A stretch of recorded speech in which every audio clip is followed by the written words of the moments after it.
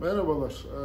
Bugün size mekanik cephe kaplama işlerinde kullanılan mermer granitin doğal taşların ankraj deliklerinin delen makineyi tanıtacağım. Model kodu GDM 2160. Bu videoda teknik özellikler, kurulum, birkaç da sizi sıkıntıya sokan durumlar için de çözümleri göstermeye çalışacağım. İsterseniz hemen başlayalım. Makine size demonte geldiyse ayakları ve orta gönyesi içinde bulunur. Ayakları yuvalarına yerleştirebilirsiniz basit bir şekilde. Orta gönyeyi de arkada bulunan pistona monte etmeniz gerekiyor. Şu cıvatasını söküp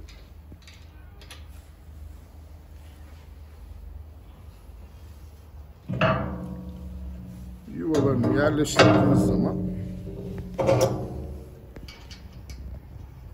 rahatlıkla monte edebilirsiniz. Bir 19 anahtar yardımıyla da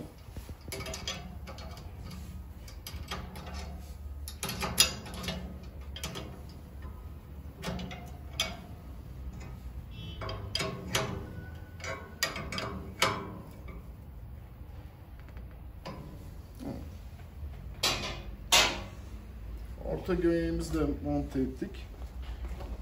Sonrasında enerjiye bakacağız. Makineler ok yönünde dönmelidir.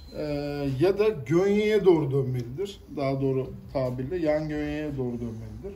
Çünkü yan gönyenin diğer aksi yönüne dönerse taşın dönme ihtimali vardır.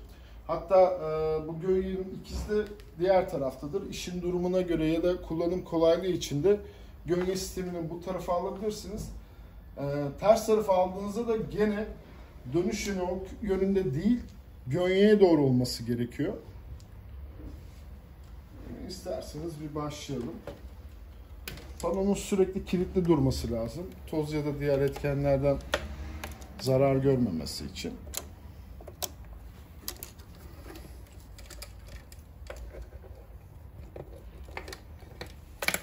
Acısı sökün.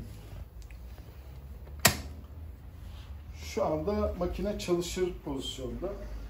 Düğmeye bastığımızda çalışır. Bu makinenin elektrik enerjisi haricinde havaya da ihtiyacı vardır. Pneumatik sistemde çalışır makine. Buradaki hava saatinin 4,5-5 bar arasında olması. Verdiğinizde burada da sustalı sistemi vardır. Yine pneumatik rekor. Şu kilidi açmanız gerekiyor. Kilidi açtıktan sonra havanın basıncını ayarlayabilirsiniz. 4,5-5 olması yeterli. Evet. Yani şu kadrana bakıyoruz. 2, 4, 6, 8, 10 yazan. Onu 5 ile 4'ün arasında bir yerde. Yine kilitliyor sistemi. Havamız var.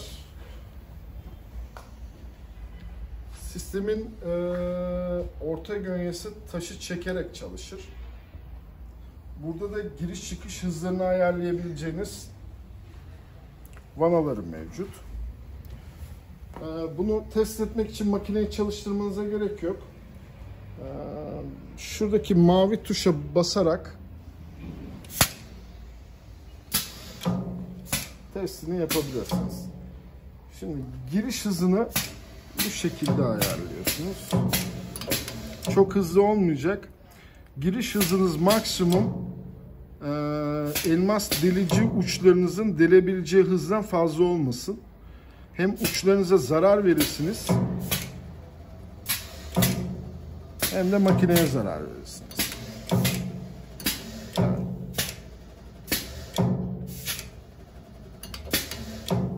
Şu hız yeterli.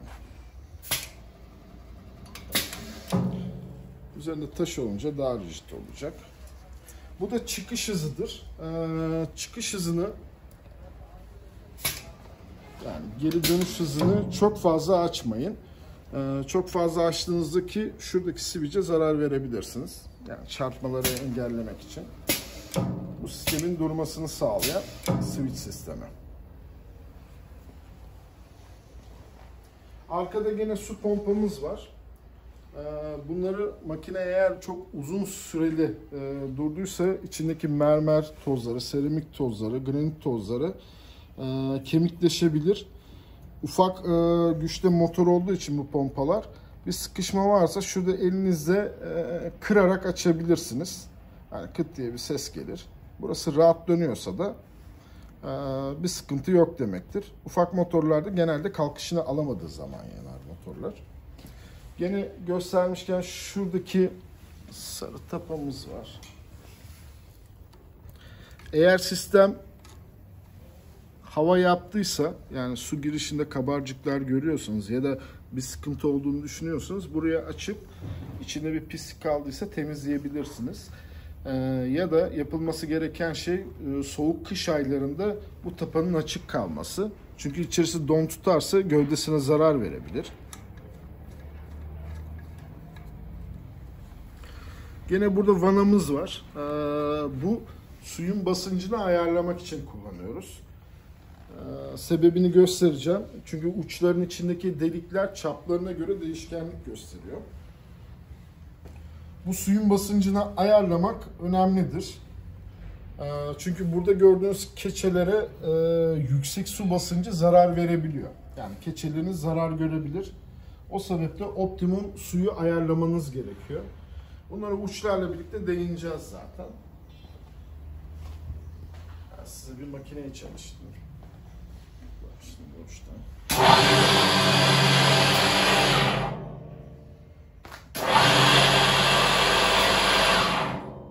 Pompası da çalışıyor. Evet. Kontrol ettiğimizde uçların ters yöne döndüğünü gördük. Bu işlem için bir uzman elektrikçi çağırabilirsiniz. Ya da çok müşkülde kalırsınız ve bunlardan anlıyorsanız.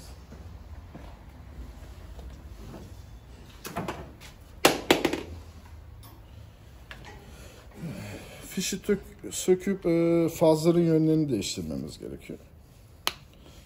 Fişimizi bu şekilde açıyoruz.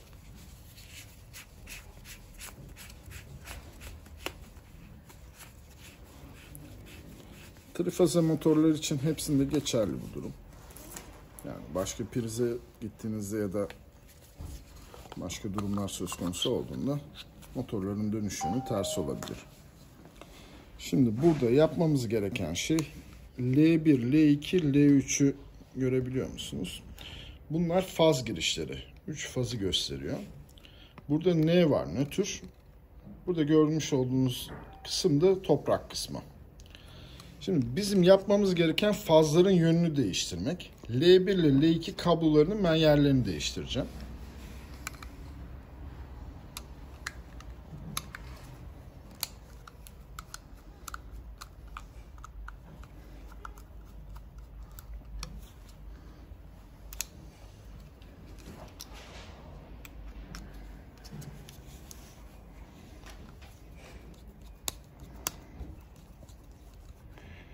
Elektrik işleri basit görünse de ciddiye alınması gereken, önlem alınması gereken işlemler.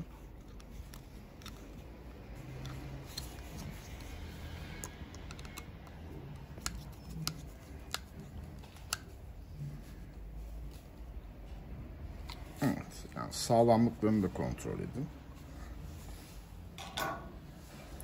Sonrasında tekrar kapatmamız gerekiyor.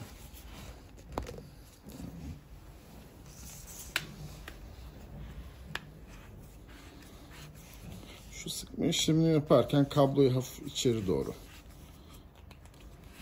sıkıştırın, ondan sonra sıkın. İçerideki kablolar gergin olmasın. Tekrar enerji ver size. Dönüşümden tekrar kontrol edin.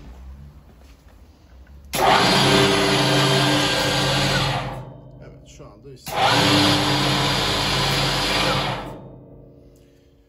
bu çalıştırma işlemini su yokken çok fazla yapmayın. İki sebepten dolayı. Birincisi, pompanın içerisindeki grafit burca zarar verirsiniz. Diğer ikincisi de su karotları vardır. Bunlar yüksek devirlerde çalıştığı için keçelerine zarar verebilirler. İlk kurulumumuzu yapmış olduk. Bundan sonrakiler artık gönye ayarları, uçlardan bahsedeceğiz. Burada dediğim gibi sistemin çok hızlı çalışıp çarpmaması. Şimdi uçlara geçelim. Şimdi ankraj delici uçlar genelde 6, 7, 8, 10, 12 çaplarında satılır. Arka kısımları da 10'luk olur. Ama uzun soluklu çalışanlar bilir. Bunların arkalarındaki işte boya olsun, kaplamalar olsun ve diğer şeyler olsun, işlenmesi olsun. Bu uçlar çok rigid değillerdir. Yani kumpasla da göstereyim ben size.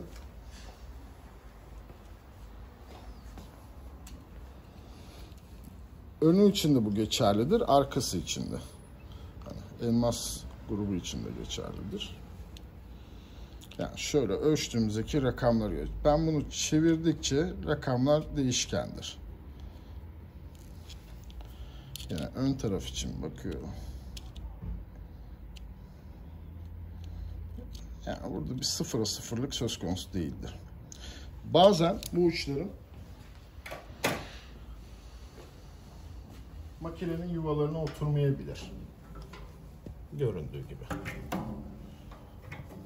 Evet. Ya da şeyi de göstereyim size. Eğer bir ucunuz sıkıştıysa, çıkartamıyorsanız keski, çekiç ya da benzeri bir şey kullanmadan pense yardımıyla senin şu kısmını geçirip çevirerek çıkartmayı tercih edin. Bu hem yuvaların zarar görmesini engeller hem de uçları rahatlıkla çıkartabilirsiniz. Eğer uygunluk için bir parça zımpara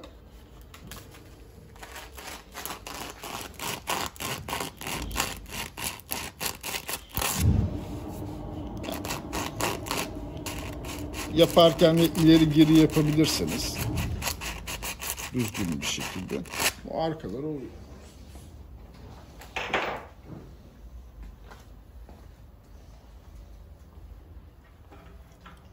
Şu anda oturdu uçlar. Evet. Bunları da 13 civatayla 13 anahtar yardımıyla sıkıyoruz ama çok fazla olmayacak şekilde. Evet.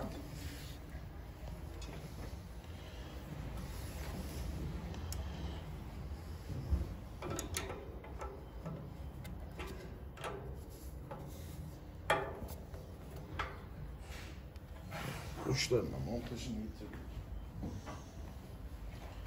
Yine göstermek amaçlı.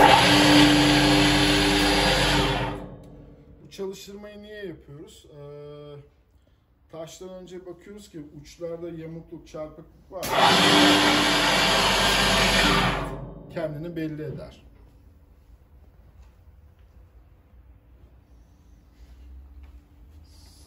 Şimdi uçlar eğer tıkanır ise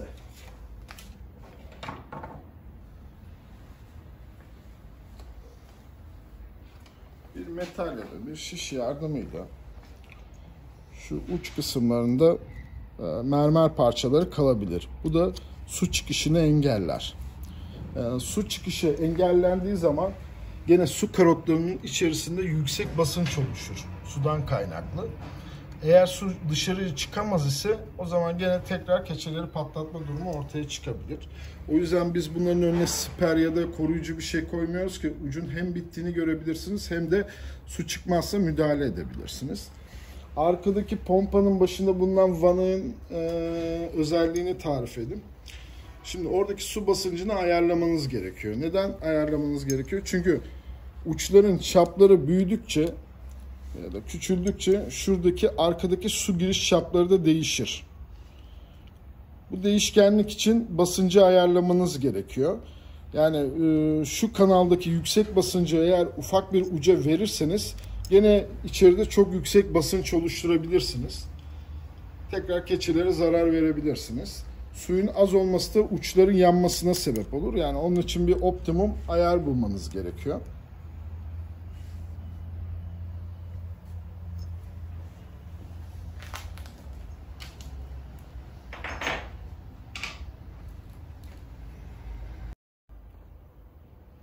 Gönyeleri ayarlamak içinse ilk önce taşınızın üzerinde işaretlemeleri yaparsanız daha rahat olur. Bu rahatlık nasıl olacağını da göstereyim. Bu arada gönyeleri ve damla derinliğini anlatayım. 60'a 60 bir taşımız var. O örnek olarak. İlk önce merkezden bir çizgi çizin. Bu merkezden çizgiyi niye çekiyoruz? Çünkü taş çevirdiğimiz zaman da delik merkezlerinin aynı olmasını istiyoruz. Ben bugün 65 milim olarak ayarladım deliklerimi. Sizin ölçüleriniz değişebilir. Cephe kaplama işlerinde baz alınan kısım cilalı olan kısım olduğu için taşınızı cilalı kısım aşağıya gelecek şekilde makineye yerleştirin.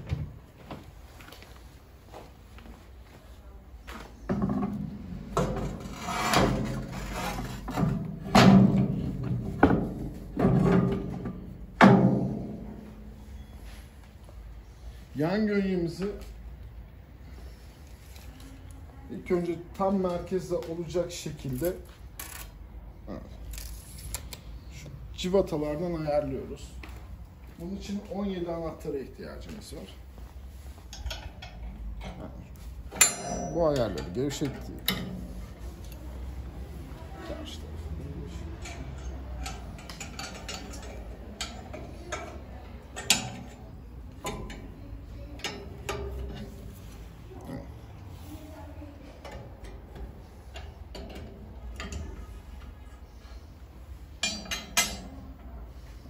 bu yan yönüyle çok fazla sistem boşluğu yoktur. O yüzden kasma ya da şeylerde sıkıntı yaratabilir size.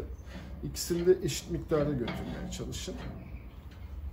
Ve bu işlemi her seferinde ayarlama yaparken şu mili öncesinde kuru bir bezle temizleyin. Yani üzerindeki herhangi inşaat artıkları, tozlar ve diğerlerini silin. Ondan sonra ayarlama yapın. Yoksa o tozlar ve diğer partiküller şu yatakların içerisine girer ve ayar yapmanızı zorlaştırır.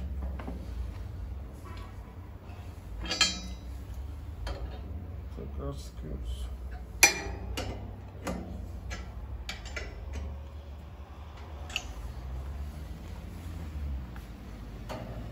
Boşluk kalmayacak.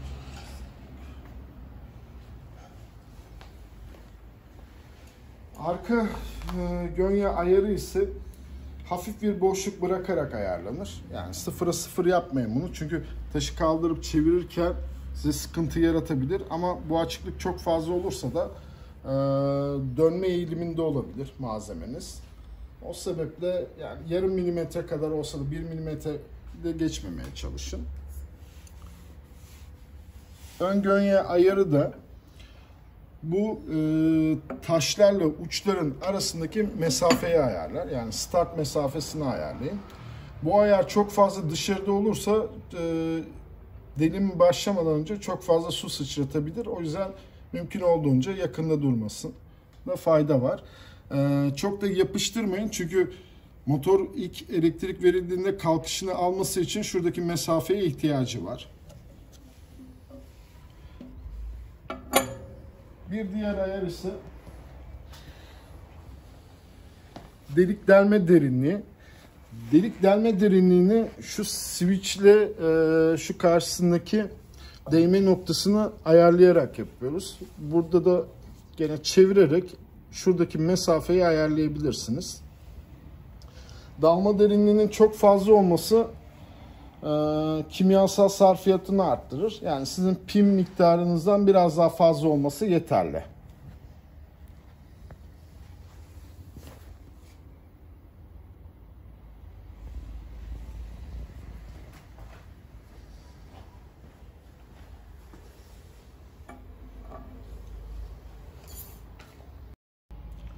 Delik merkezlerini ayarlamak için arkada bulunan cıvataları gevşetmemiz gerekiyor. 19 anahtar ile. Bir de 17 anahtara ihtiyacımız var.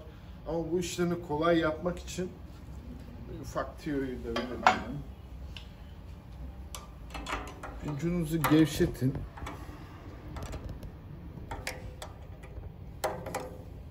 Evet. Taşa doğru yapıştırın. Bu size merkezi hizalarken yardımcı olacak. Bu arkada bulunan sabitleme cıvatalarını 19 anahtarla gevşetiyoruz.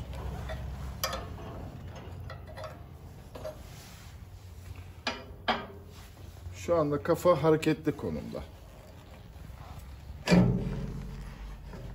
Evet. Zaten ucu da taşa doğru yapıştırdık. Hemen hemen hizasında. Ama yükseklik ayarını da yapmamız gerekiyor. Taşı tam ortalamak için. Şu anda uçlar merkezde değil.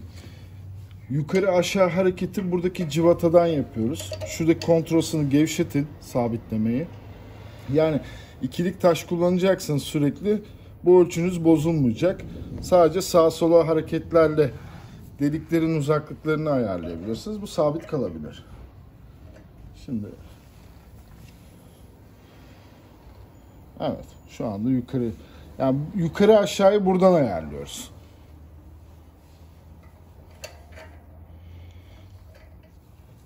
Tekrar merkeze alıyorum. Evet. Şu anda ayarlıyken bütün cıvatalarını sabitliyorum. Şurada kontrolümü sıkacağım. Bu artık aynı kalınlıktaki taşların ölçüsünü sabitlemiş olduk. Tekrar gevşettiğimiz cıvataları 19 anahtarla sıkıyoruz.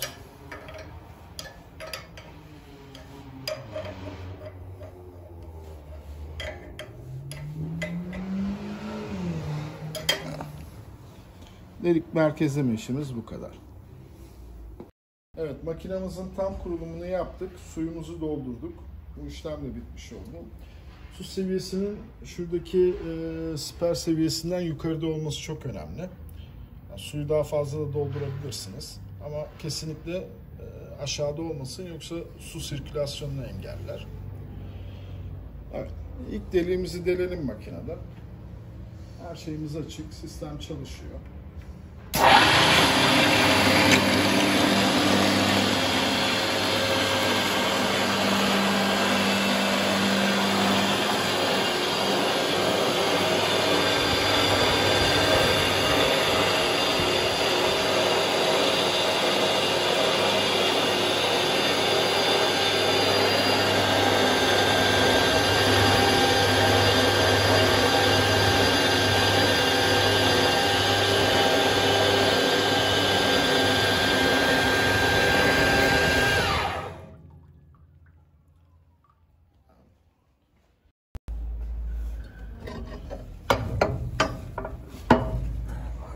Çeviriyoruz.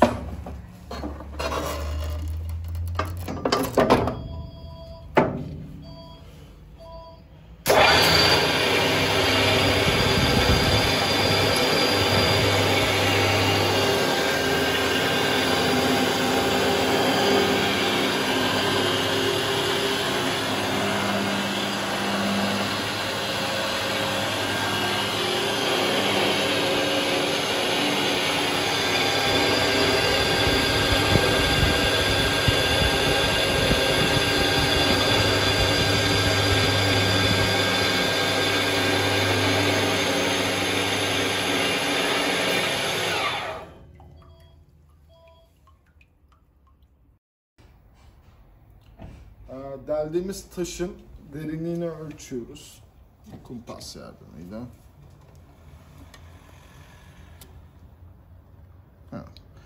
Yaklaşık 28 milimetre.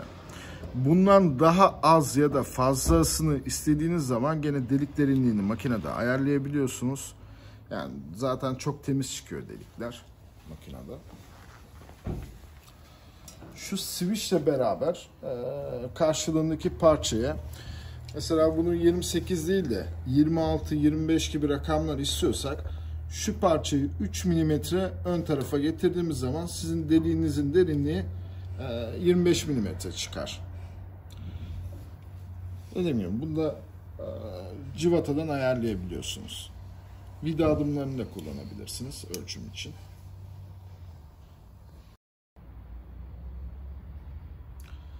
Olası arızalardan bahsetmek istiyorum şimdi de.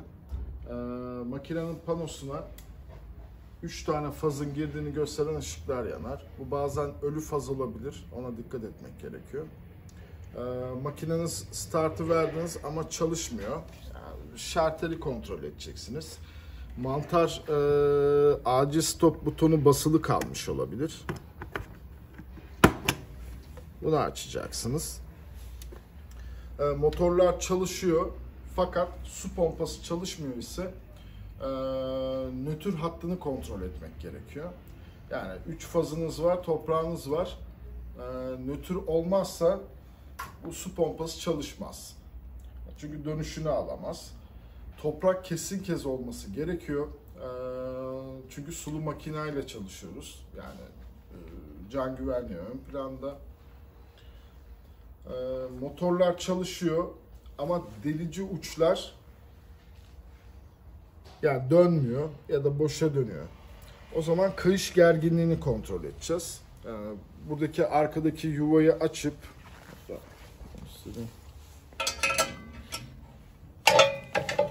kayış koruma muhafazası sökelim.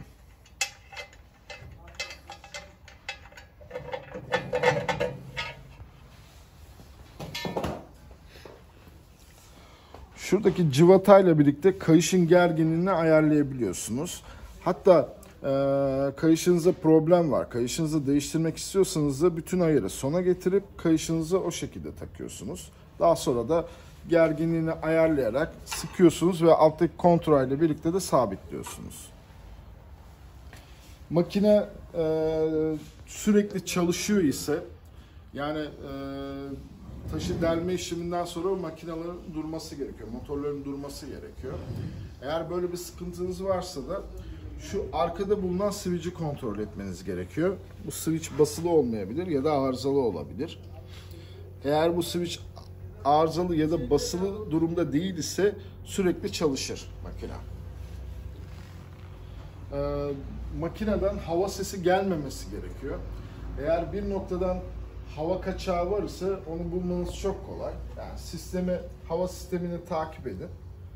Mavi boruları. Kaçak olan yerde ya boruda sıkıntı vardır ya da rekorlarında vardır. Bunları değiştirirsiniz.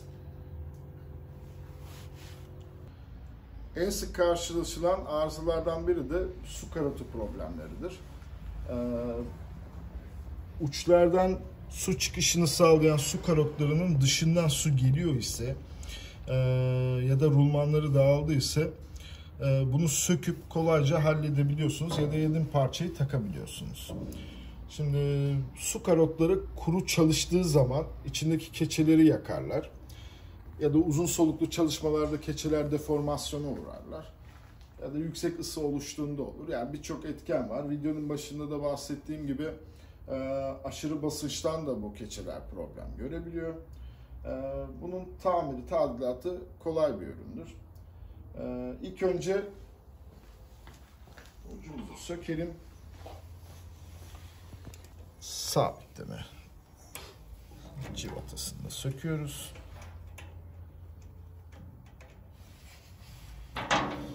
Sonrasında su giriş hortumumuz var. Bu da sustalıdır, rekoru. Sustaya bastırdığınız zaman hortumu rahatlıkla çekebilirse sustaya bastırmadan çekmeyin. Yani parçaya zarar verirsiniz.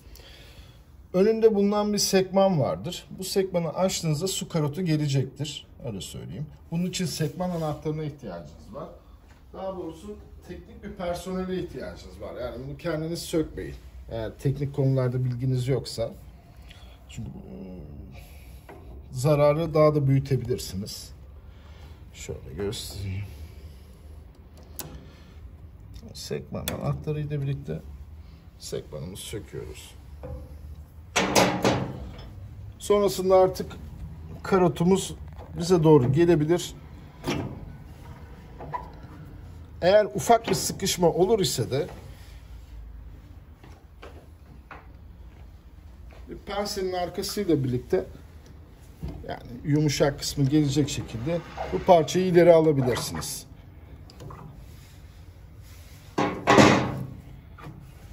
Evet. Muhtemel arızalar önünde rulman bulunuyor. Arkasında da keçe bulunuyor. Bunları da göstereyim ben size.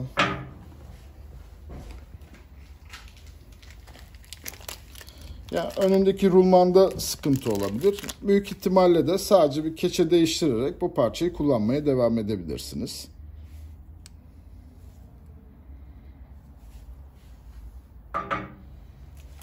Sonrasında tekrar yerine yerleştiriyoruz. Şu dönmeyi engelleyen parçanın karşısına gelmesi önemli. Tekrar sekmanımızı yerine yerleştiriyoruz. Eğer sekman çok deforme olduysa yenisiyle değiştiriyoruz. Evet. Sekmanın tam oturduğundan emin olun. Sonrasında su girişimizi bağlayıp tekrar ucumuzu monte ediyoruz.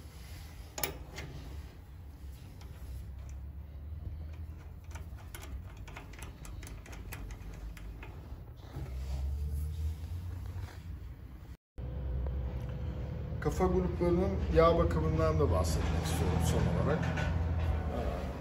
Burada bir yağ girişimiz mevcut. Foryanın içerisine milli ve rulmanları yağlayan kısım şu uçtur. Bunu yağ pompası ile birlikte 3 numara kauçuklu gres yağ kullanaraktan yağlayabilirsiniz. İlk haftalarda bir günlük olarak yapın. Bir pompa olaraktan.